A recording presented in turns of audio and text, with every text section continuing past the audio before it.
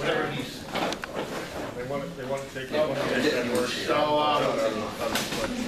ladies and gentlemen, thank you for coming out today on a beautiful Sunday afternoon to a Brooklyn Tea Party meeting. Our guest speaker is Alexandra Levine. Alexandra, That's okay. Everyone's been adding an I to my name this month. I find it wonderful. Alexandria, Egypt, it's great, but it's Alexandra. And no Alex, because people will think I'm a guy, and transgender's in right now. You never know. So it's all I would never Alexandra. think you're a man.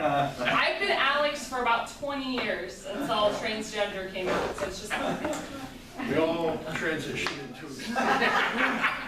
So anyway, so I want to thank everyone for coming out, and so without further ado, because we started a pre-talk already, and I think we got that all out of our systems, I hope, right? With Mr. Epstein and company.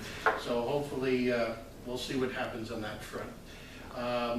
Without further ado, I just want to introduce our guest speaker, Alexandra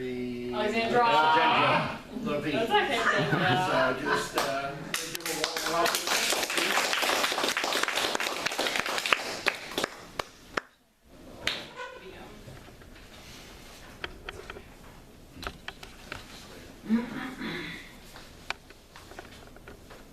So first I'm going to give a little bit of a background about myself. Then I'm going to talk a little bit about my organization, #JEXIT and JEXIT Inc. And then I'm going to go into democratic socialism and what a detriment it is to this nation, and how if we elect it, if we elect that as our president, or if we keep democratic socialism in Congress, how it's going to affect not only the United States of America, but the world, and how it's going to affect us as Jews. Raise your hand in this room if you're Jewish. Okay. Raise your hand in this room if you're a Christian. Great. It's a great mix. What are you? I am 100% Jewish. Yeah. Mazel tov. Well, I mean, there's people that have, a Jewish mom and a non-Jewish dad. But both my parents are Jewish. All four of my grandparents are Jewish. My husband's Jewish. Wonderful. You're converted? Yeah. My fiance is actually converted as well. Okay, He converted about a year and a half Her ago. husband is Jewish, but she didn't convert. But what are you gonna do? Doesn't matter. It doesn't matter. As long as there's love. That's what Yeah, matters. 31 years of happiness. That's wonderful. I know, I gave the bride away. Well, I'll be honest, one of the reasons why my fiance converted is because he and I talked about one day moving to Israel, and in order to make Aliyah, you have to be Jewish. So it's a special conversion that you have to go through to make Aliyah. So that was something that we talked about before. What is Aliyah? Aliyah in Hebrew means to move, to make the ultimate sacrifice, to move your life or to move yourself to another country. To move stuff. Exactly, to move up. And there's a lot of people, and I'll talk about this towards the end, that have made what we call Aliyah to Israel, but they still keep what we call dual citizenship in the United States, and they still vote in the United States election. 95% of those American Jews that have made Aliyah, 95% of them voted for President Trump. In 2020, data statistics say that 98% of them will vote for President Trump. What about the liberals? Huh? They still live here. Yeah, they still live here. They Yes, still so live that's here. not 98% then. I'm talking about that live in Israel. I'm talking about that have made the ultimate sacrifice in Israel. Most of the other ones that live in Tel Aviv. Right, exactly. But the question is, and that's something that I'll talk about too, why is there such a disconnect between the American Jews that have moved to Israel and the American Jews that live in the United States of America? In Canada. Why is 98%, why is 95 to 90% of American Jews that make Aliyah but keep their American citizenship vote for Trump 95% of the time, but the Jews here only voted 24% for Trump in 2016? And how are we going to get the minority vote up for the president? And I really love the fact that he's tapped into the Jewish minority as well by moving the embassy, by acknowledging the Golan Heights. He's doing all these wonderful things for the president. For Israel.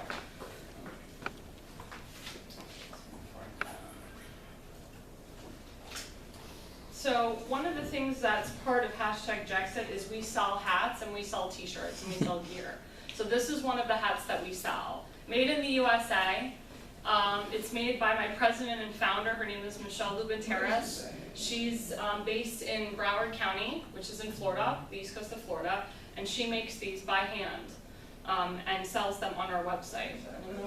And I'm gonna wear it for the process of the.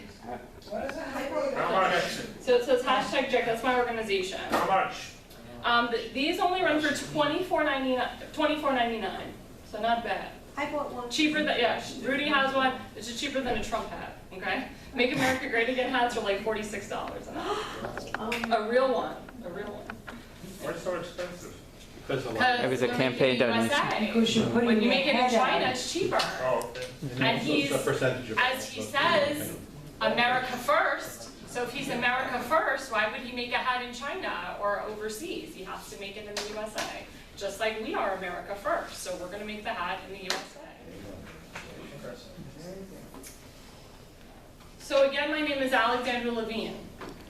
My Hebrew name is Eitel Razel Bat Nachum Yidel V'Devorah Miriam HaKohen. I am Kohanim. We're very rare. We're very rare.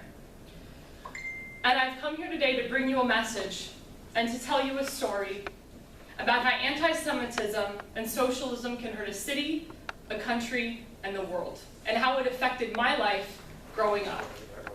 Now, does anyone know where Sarasota, Florida is? Yes. Has West any Coast. one of you ever been there? Yeah, West Coast. It is much different now than when I was born.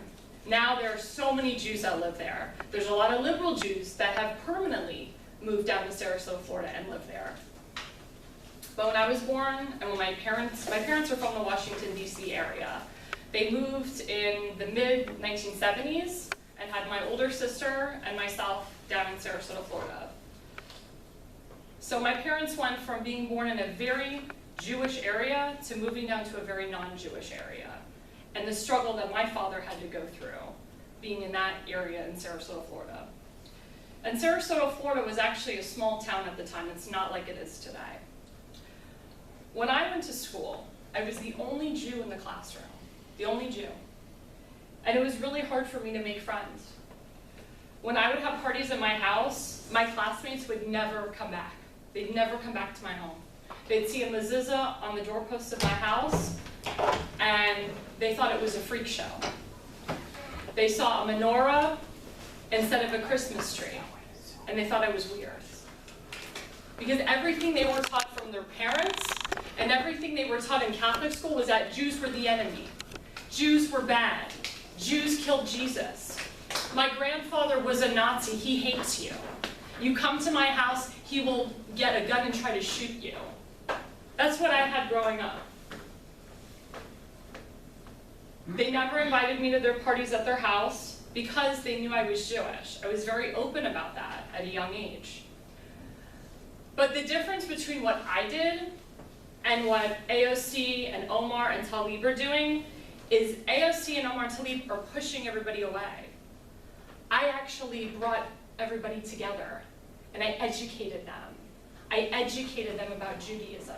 I educated them that we didn't kill Jesus. Oh, by the way, Jesus was a Jew. Really? I knew that. Yeah.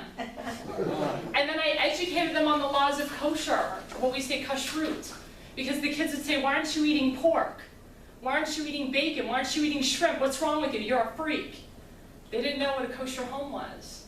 They had no idea the dietary laws. And I actually told them, I asked them, I said, you know, when you eat that ham and cheese, doesn't your stomach kind of hurt afterwards? And they said, yeah, you're right. And I said, because you're not giving your stomach enough time to digest. That has to do with the laws of kosher and the laws of kashrut, digestion. There's a reason why Jews wait a certain period of time. And different, you know, conservative rabbis and Orthodox rabbis have different time frames of that. I grew up conservative. My conservative rabbi told me that when you go from, when you eat dairy and then you go to eating meat, you have to wait 30 minutes. When you go from meat to eating dairy, you have to wait 4 to 6 hours. But like I said, every Orthodox is a little bit different. But that in the conservative and the reform, that's how No they teach cheeseburgers. it. Yeah, no cheeseburgers. You can have soy cheese, you can have vegan cheese. Yeah, it's fake. Fake cheese, yeah. You're not fake Orthodox, are you? cheese. I'm not Orthodox. Okay. But I grew up conservative. Yeah, I mean, look at my dress, I'm not Orthodox. But look at the shoes I'm wearing, they're open-toed shoes, I'm showing my feet, I'm not Orthodox. I wasn't looking that far. But to be honest with you, after I became bat mitzvah, you know, I started, you know, getting more involved in Judaism. I did actually start dating more Orthodox men. So I was Shomer Shabbat for a while, I was Shomer Kashrut for a while. But, you know, I found myself and I was like, you know what, being conservative is more for me. But anyway. So when I turned 12 years old, that was a life-changing moment for most of my classmates because we started watching documents of the Holocaust. Now in the state of Florida, it is mandated to teach the Holocaust. In the state of Florida. Just like that. There's only 7 states in the nation where it is mandatory to teach the Holocaust. Only 7. Currently now in Congress, because I work on the Hill, Congressman Dan Crenshaw from Texas, you all know who he is, Republican? Yeah. The guy lost his eye, you know, fighting for our country. He almost lost both of his eyes. He is, right now as we speak, writing a bill to push on the floor to make it mandatory to teach the Holocaust nationwide in all the states, which I think is fabulous. I have also written a letter to the Holocaust Museum here in DC to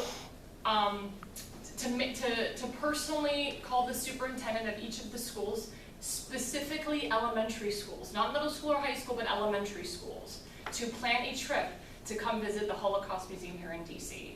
And have you guys been to has anyone here been to the museum? Okay, let me tell you. I went when I was 7 years old. That is extremely young to go. But there's a reason why my grandmother took me.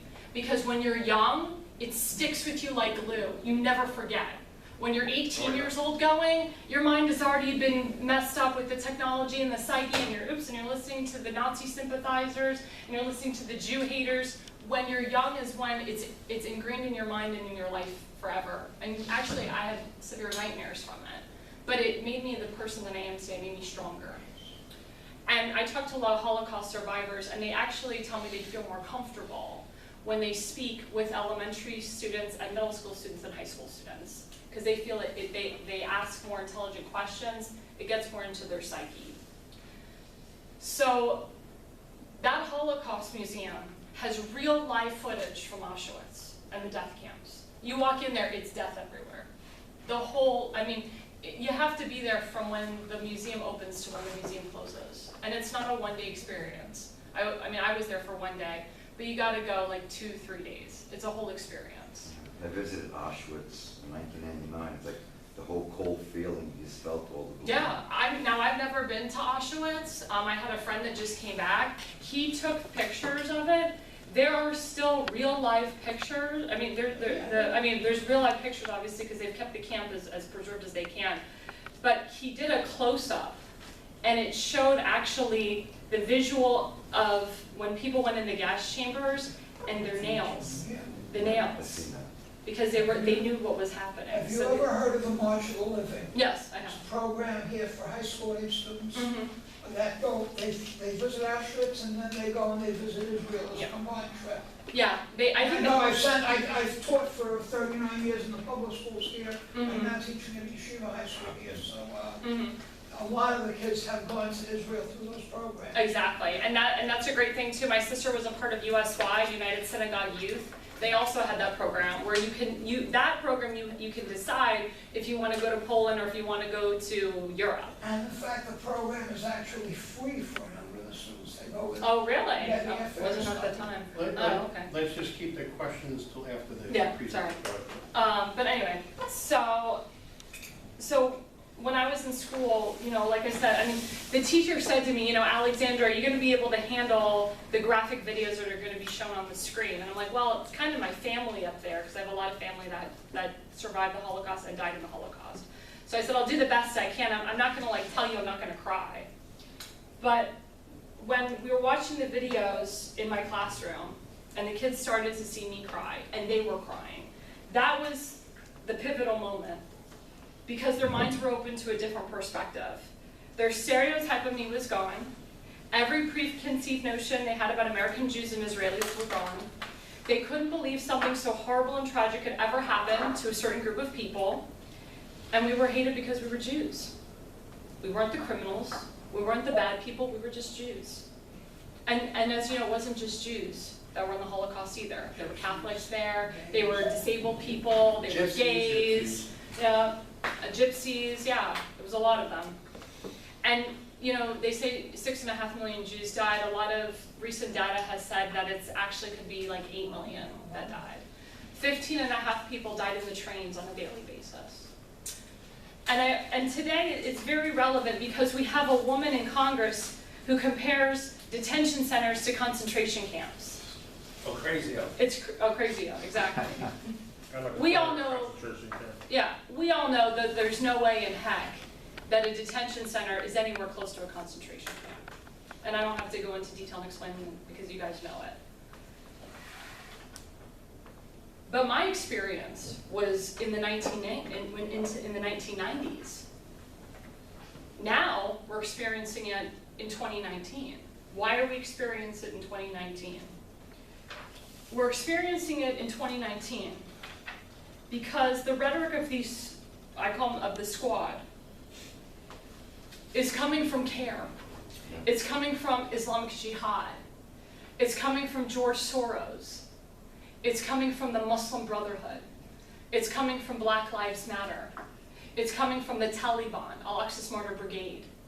These women were born into radical Islamic, I don't want to say terrorism, but radical Islam, there we go. And the problem is that they have been indoctrinated since they were such a young child that if they go against it, they'll either get hanged, they'll either get raped, they'll either get killed. So this is what we call the art of the deal. They come to this nation. They come here. They bring their families here. They bring what they've learned here. The birth rates are up too. Correct. Their whole psyche is total globalization, global takeover. George Soros can't run for president, so these women are here taking his place. He is the puppet master, and they're his puppets. Okay? These are very dangerous people that we're dealing with. Extremely dangerous people. And for the camera, I'm just going to quote what Omar has said and tweeted. So in 2012, she tweeted, "Israel has hypnotized the world. May Allah awaken the people and help them see the evil doings of Israel." Now, does that sound like someone who's pro-Israel? Does that sound like someone who isn't anti-Semitic? Does that sound like someone who cares about our nation? No. Does that sound like someone who puts America first? No. And where is she from? Somalia. She puts Somalians first. There's illegal Somalians that are living in her district that the Nation of Islam put in. Louis Farrakhan put her in. Keith Ellison put her in. Barack Hussein Obama put her in. 70,000, Uh-huh. yeah. Mm-hmm. And now he grew. Yeah. So my question to you guys is, how do we take her out? How do we remove her from office? You can't impeach her. You can't impeach a sitting congresswoman. Expose him, that's all you gotta do. Expose her. That's right. Didn't she commit fraud? Yeah. Yeah. By stating that she's married to her brother? Yes. Isn't that immigration fraud, that she should be deported, That's and why- that would automatically That's why take her out? Mr. Dov Yeah. Hiken is pushing the issue of trying to get her, removed. After Sorry. All right. Then in February 2019, she tweeted, quote, "It's all about the Benjamins, baby." We all remember that one. Reference to AIPAC receiving funds for their organization. Then she had the audacity in February 27, 2019 to speak at a bookstore. And she said, quote, "I want to talk about the political influence in this country that says it is, quote, okay for people to push for allegiance to a foreign country, unquote." And that was reference to politician support for Israel, like Congressman Lee Zeldin, who's Jewish. He's actually a personal friend of mine. And Congressman Dan Crenshaw and Senator Ted Cruz. I mean, these are people that really support Israel and love Israel. And Senator Marco Rubio from Florida, he's my senator. And they, we need to stand side by side with Israel. And what do these women do? They throw Israel under the bus, just like Barack Hussein Obama did. So they are picking up where Barack Hussein Obama left off